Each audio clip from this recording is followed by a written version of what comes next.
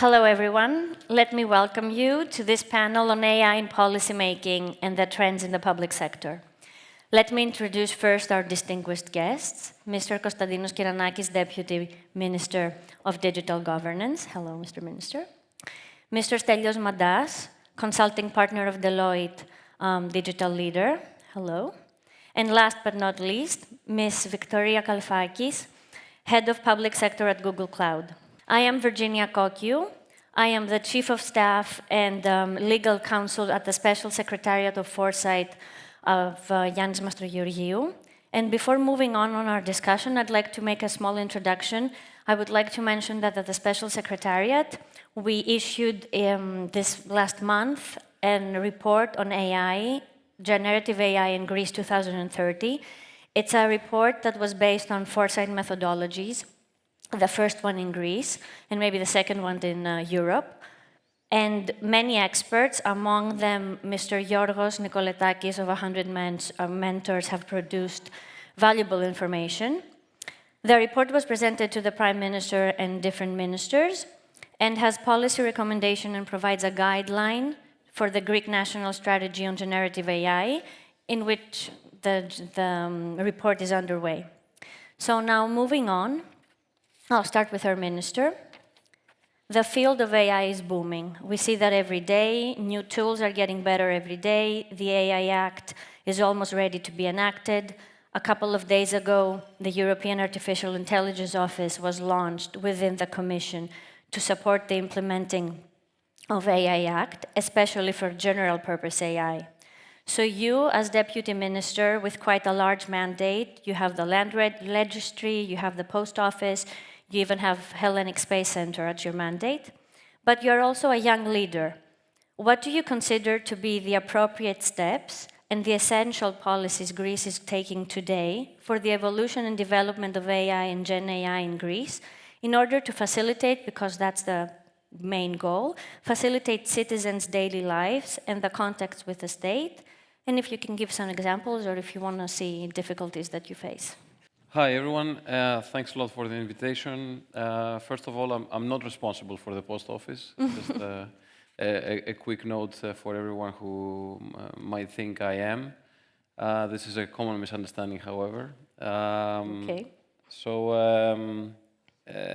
AI and Europe, that's a difficult relationship, I would say, seeing both the United States and China and other Asian countries like Korea and Japan doing all these miracles in the last years. And we in Europe, in the European Union, always bragging about being the champions in regulation. Of course, it's a political success to be the first continent, let's say, to introduce regulation on AI for how public authorities, banks, large companies would implement these technologies into the everyday lives of their customers and the citizens. But we're not innovating enough in Europe. So what we have tried in Greece in the last months with our minister, Dimitris Papastargiou, is to put theory into actual practice. And for all of those who have been present yesterday here at this wonderful conference, I'm sure you have seen the new version of the gov.gr AI chatbot, which was created with the help of our friends at the Ubitech company and, of course, Microsoft's ChatGPT model, which is the first one in the European Union using generative AI to create meaningful conversations, complicated conversations with the citizens, already 400,000, if I'm not mistaken, as of last week, with the ability of combining knowledge from various legal documents that contain different information from the e-services that are published on the gov.gr platform, from the Mythos Platform, let's say, list of public processes, All of this is combined information that no public employee can have in their brains and answer all these questions in one single phone call. So citizens in Greece right now have the ability of getting the needed support by having a conversation in any language, at any time, for any subject, within a few minutes. And now, with what was presented yesterday, and the test I heard was very successful yesterday, right, Dimitris? You will be able to get a certificate just by a type command or a voice command. And this is really a revolution for GenAI in the public sector. There's nobody else in the European Union that has done this at the governmental level, and we're very proud about this. Excellent news. You have almost answered my second question to you, but we'll get to that. So moving on to the private sector and Mr. Mantas, I recently read on Deloitte's website an article about the UK government. It has adopted a cross-sector and outcome-based framework for regulating AI, which will not be codified in a law now. And then we have the AI Act in Europe that we know will affect organizations marketing and deploying AI systems in the EU, regardless of their location. And if we put in the mix USA and China, as the minister just mentioned, we get a quite complex map of what's happening on AI. So given your expertise, how important do you consider international cooperation ensuring AI safety and effectiveness in governance? And what obstacles you may have detected so far? First of all, I would like to thank you for the invitation and this fantastic conference that we're all attending. Before going to the obstacles, let's put some things in perspective. In a recent study that we did, we estimated that the impact of GenAI in the next 5 years will be around $15 trillion, which is more or less around 14% of the global GDP. So we need to understand how huge this is for the world. Now, if we go to our own country, in the research that we did for SEPE a few months back, we estimated that the impact, again, of AI and GenAI to the Greek economy, to the Greek GDP, will be almost 5.5% or 10 billion euros. So we want to understand that, the GenAI is not just a trend, but it seriously affects economy. Now, as far as working in a global environment, GenAI might be something that we feel is new, but AI is not. So Canada, for example, almost 8 years ago, had his first AI framework, and actually was trying to set the stone of how things would work. And very soon, around 60 different countries somehow created an AI framework. Almost a year back, if I'm not mistaken, in April 23, in Japan, in the G4 conference, they tried to set up some common ground on how GenAI or AI would work cross countries or cross continents, because we're trying actually to support a few things. First of all, interoperability, how GenAI would work across countries. Then, of course, the security. We try to have a trustworthy AI where it respects, the individual. And since we're saying about individuals, the impact of GenAI, as far as a framework is concerned, of course, is the things that have to do, as we said, with security and personal information, this kind of stuff. But it also has to do on how the society will evolve. Meaning, countries that are left behind will be really left behind. In one of our studies, we've estimated that through GenAI, the average, for example, employee or the low performer employee will be boosted like 80% to reach your best performer employee. Meaning that if you don't have the tools or you don't have the framework or the regulations to have the tools in place, you will miss this huge advantage. Of course, there are obstacles because every side is trying to pull from its own side. We have Europe that, as was mentioned also from the minister, is not the top innovator, but it's the first regulator. But on the other side, the same happened with GDPR. I mean, we were the ones that first the initial stone on data privacy, and the rest followed.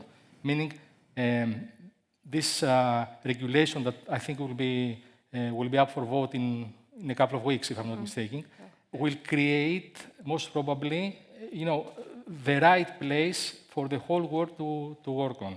So I think it's not a big win for EU, but it's a big win for humanity. I think that truly this change will totally affect us. Of course, the world's going to be geopolitical things, China pushing from one side, US from the other, but I think in the end, this will be aside for the good of humanity. And I think it's interesting to keep that it's a technology that affects not only the economy, it affects all aspects, not only economic aspects, and it's not just a trend. Correct. It's here to stay. I think we need to think that how we will put people, human, in the center of technology. Exactly. It's not how, technology next, And let's move on a little bit on the future. So as a representative of the Special Secretariat of Foresight, we have to talk a little bit about the future.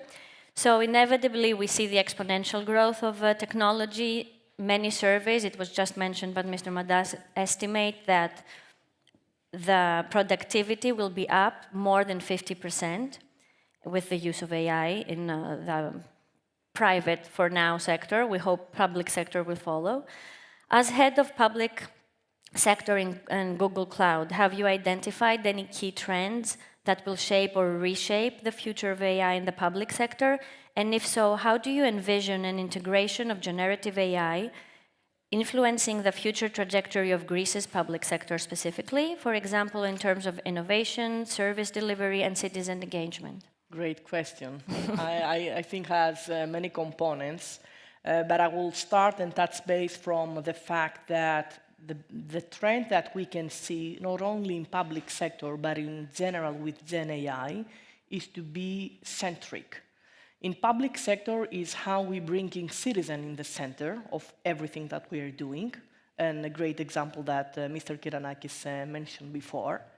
And it's exactly the same with private sector, how we bringing customers into the center of our business. So it's exactly that. So this government-centric and citizen-centric approach on how we put citizens in the middle of everything that we are doing, because this is where we want to be in a public sector. So this is the first trend that we can see, and everything that has to do with, as we call it, customer service or citizen services is following. So all these services of search, of chatbot, and everything that helps the citizen do seamlessly everything that is doing in private sector as well as in public sector is a big trend that we can see across everything. The other thing that is we're trying to get there, but I think public sector is doing some things, but it's not there yet, is the innovation. So how we are using GenAI to innovate. And innovation is a broader word, and has a broader meaning, and has to do with products, with productivity, with many things, but how we bringing GenAI and bring this innovation. So what is the new things that we can do? How we can use GenAI to bring some new models or transformational models, or to build our own models, because there is no one model that can do everything. So all the use cases might have a different one. So how we structure the public sector and also all the businesses to have this mentality that we need to keep the innovation and not stick to just one model, but be flexible across different models and use different saves for the use cases that we have. The other thing is has to do with innovation, but how we are building application and this type of things, and boosting everything that has to do with productivity. And productivity has to do many times with the process that is sitting behind, and the process might across many different government bodies that they are not work seamlessly. So how we putting GenAI in order to bundle all those things. So this is the trends, let's say, that I can see. I'm very happy that the Greek government has done many things, many steps, let's say. There are many more, I think, that we should do for citizens, and also I can see, for example, areas of civil protection, how we are using GenAI to protect environment, avoid tax avoidance, those type of things that we need to bring into our innovation, into our everyday, let's say, life. And going back on the different models you were mentioning, it's very important to have Greek models as well, because for now we have everything in English, and it's important, especially in the public sector, to have Greek original. Yes, I would like to say how we can do that, right? Mm-hmm. This is exactly right, but how we can do that? This is, we need to bring universities, researchers that are sitting here to help us accelerate that. Some of them, they might take an already made model that is sitting in a platform like our platform, Vertex AI, or in whatever platform, and build and someone else might start from scratch. But definitely we need to bring this innovation in from researchers and from universities. My vision is to create, many hackathons and bring together public sector, citizens, universities on how we create that. So this will be, for example, a tangible thing to create specific workloads and how this is going to look like. And going back a little bit on the public sector, Mr. Minister, you mentioned already GovGR that is live, chatbot in GovGR that is live. So it's safe to say that we're moving from a digital governance where we had the platforms, the email, GovGR without the AI, to an algorithmic government where we have tax authorities using AI to avoid tax invasion and a chatbot in AI that people, the citizen, can communicate and have answers in real time. So what's the ministry's plan? How are we planning to incorporate this algorithmic government in terms of infrastructure, assuring ethics, of course, fairness, and on the other hand, promote innovation, and especially in small and medium enterprises, because we're in Greece? And in 2 words, how can we become AI ready? What steps are we taking to be AI ready? Well, it's a transition, right? So in this transition, of course, we have to recognize that there's no algorithmic government, nor it should be. There are people electing people in government positions, and this is how democracy works and should work. Same as the private sector goes for government as well. We need to use, and we want to use, the available tools out there to always get our job done in much better ways and much more efficient ways. So you mentioned the chatbot. Perhaps I was not clear enough in my first intervention. It also becomes an action bot. Mm-hmm. So actions that required a physical action from a citizen and a physical action from a public employee will no longer be needed. This is the big revolution that we're bringing, that certain types of processes can be now really automated if you have the right data set, and the data set is structured in a way that AI models can read it, process it, and generate an outcome out of it. So this perhaps answers the last part of your question, which is how can we be more AI ready?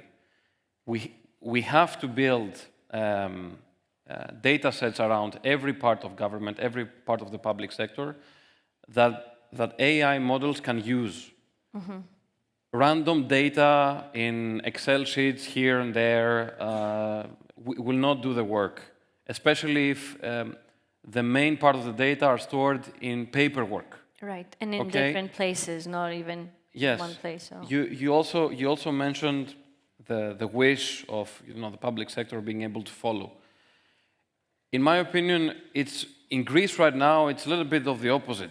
We're following very quickly. What we witness right now in the coexistence of the government and the private sector in Greece is that we are the ones pushing private companies that already have contracts with the public sector, and they say, okay, we want to be very strict in following every line of the contract and so on, and I respect that. We're pushing them to be more flexible and use AI technologies that can make their work and our timelines much more efficient. For example, we have at the Land Registry a very big project of scanning and digitizing about 1 billion pages. There's one way of doing the data entry, is hiring people who will read the documents and type in the data manually. But we're living in the era of OCR and AI technologies, so it would be really a shame if a 1 billion page data set that can offer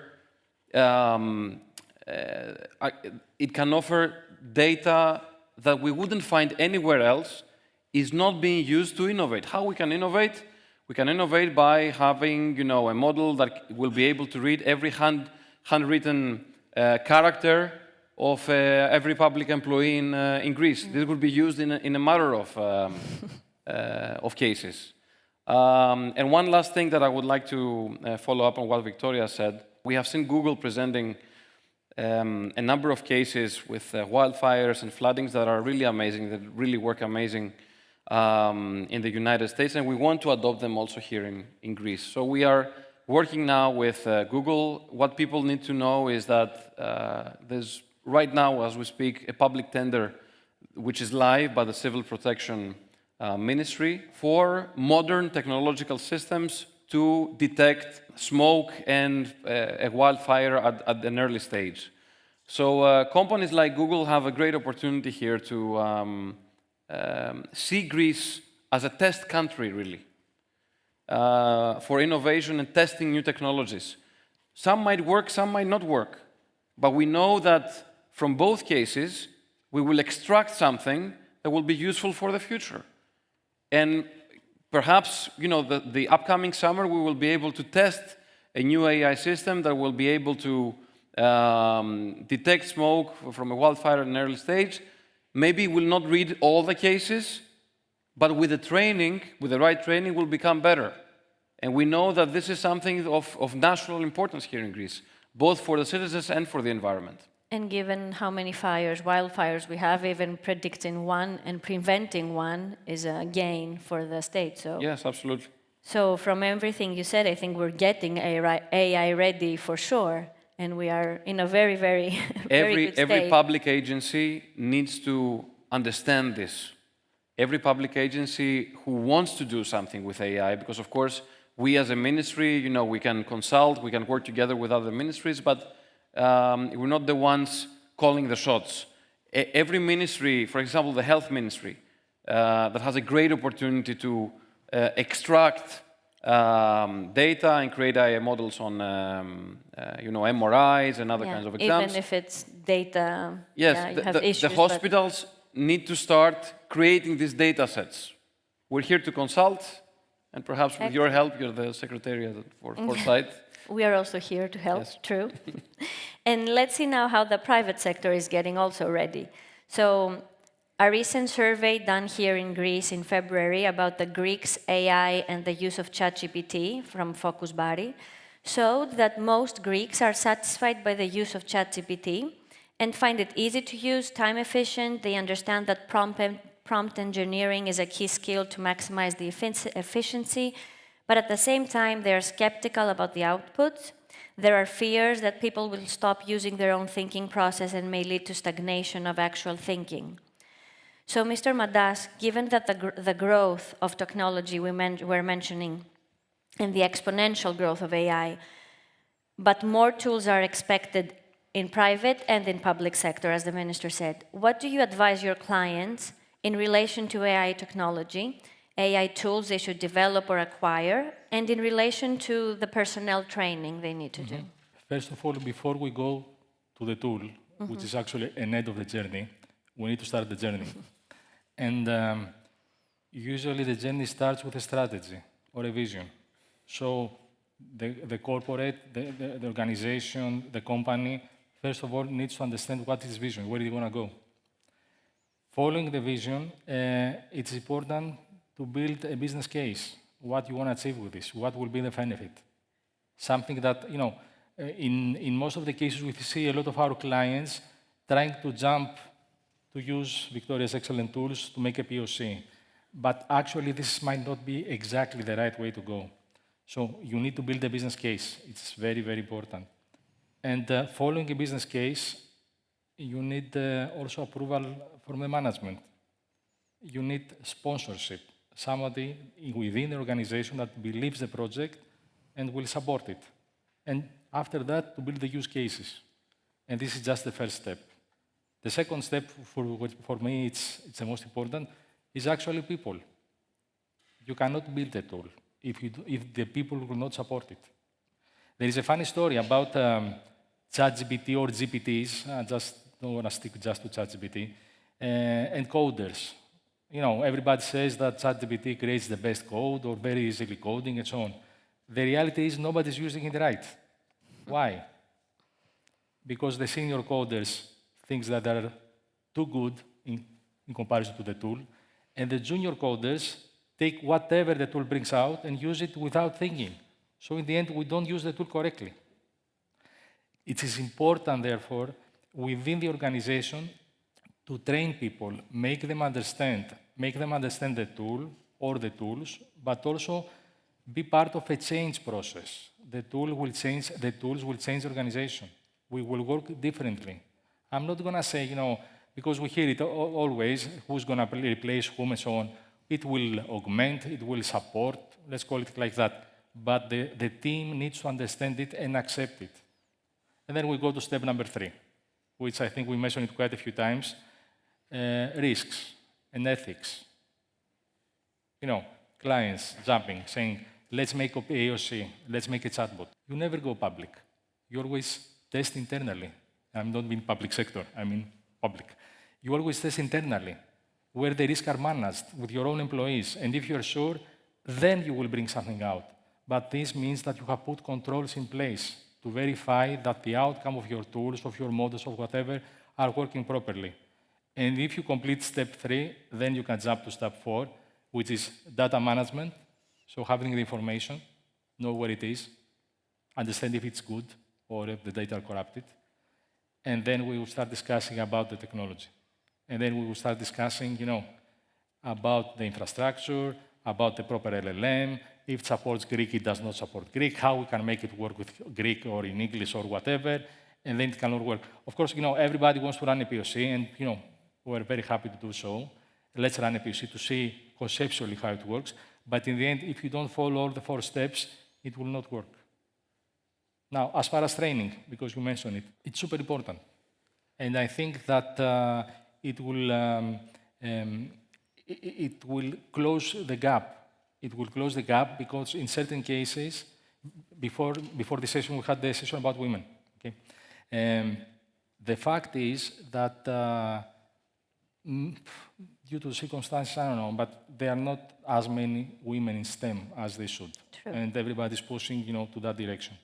For the ladies that were not part of a STEM education, ChatGPT can help them accelerate and, catch up faster. And this is something that we want.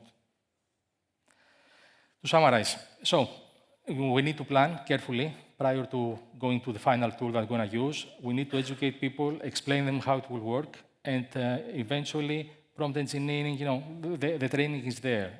The technology is relatively new, but the training is already there to support the corporates to help their employees.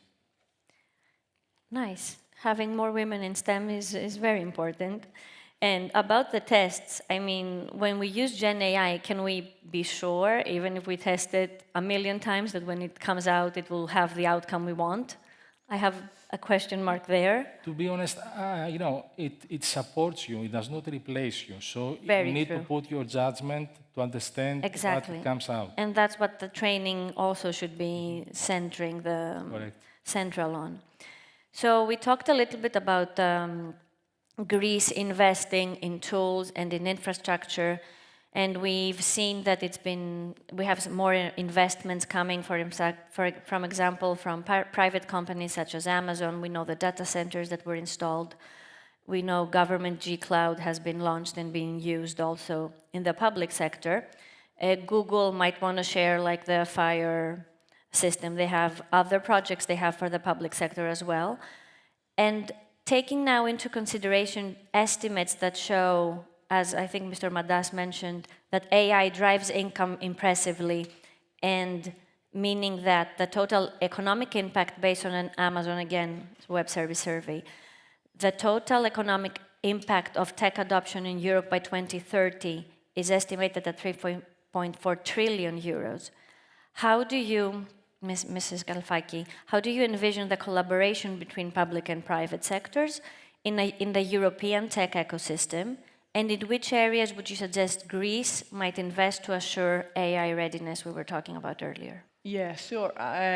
About the readiness. Readiness has to do, and we had some examples here with skilling.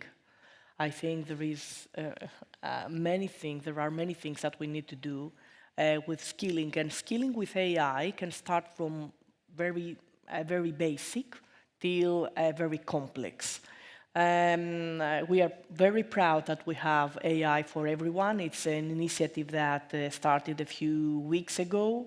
Google is investing into skilling, skilling that goes to universities, to everyone. Everyone can get into our platform and have this training, and this is the way that governments, private sector, everything can work together, because sometimes we are discussing about GenAI and people think that GenAI is a chatbot, but actually it's not. So we need to educate ourselves, what does this mean, how it's helping us, how it transforms the business, and all these things. And I will get back on private, public sector, how we get these things together with the GenAI and all these concepts.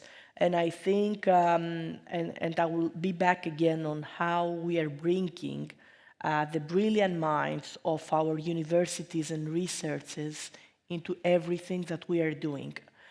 This is the only way that we keep doing. We keep and keep and keep. This is the only way. There is no single model. There is no single way. We just need to keep innovating. And to keep innovating, we need to bring all this new blood into our, let's say, business, into our operation, into the models and everything. So bringing universities, skilling, and all these things. And we need also to think everything when it comes to citizens and to clients as well, everything that has to do with privacy.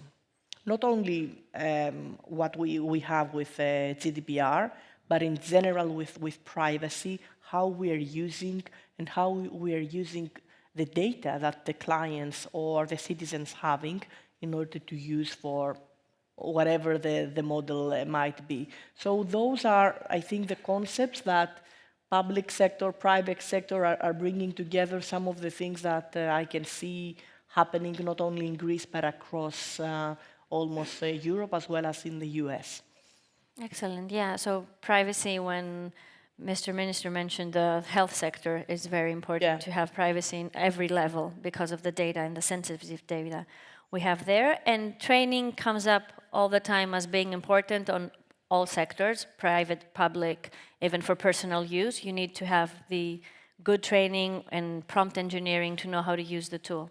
Excellent. If you want to have a central comment, each one of you for a couple of minutes, and then we can take some questions from the audience.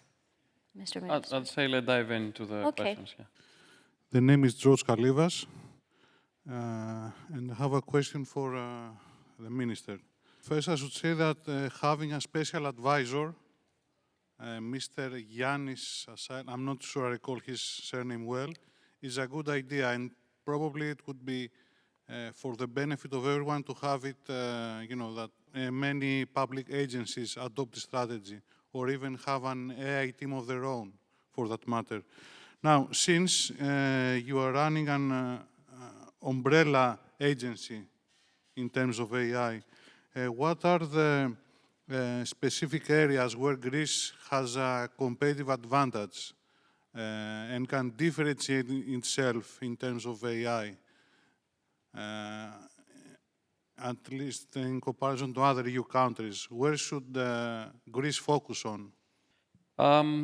First of all, Yannis Asael is really a great asset for our team, and I'm really grateful that he took the decision to, first of all, get back to Greece and work for Google DeepMind from Greece, the country that he was born and he loves, and also in his spare time, being a special advisor for us, giving us guidance on what path we should take for our AI endeavors. So I think your first comment is in the right direction. Every big agency that wants to do something with AI needs someone to guide and consult. Greece is already doing stuff on AI. It's not like we're talking about a plan for the future, you know. We're not discussing ideas anymore. We're testing real cases with AI. So, as I said before, we're telling to all the big tech companies like Google and Microsoft and Amazon and everyone who's coming to the ministry, you know, we're open to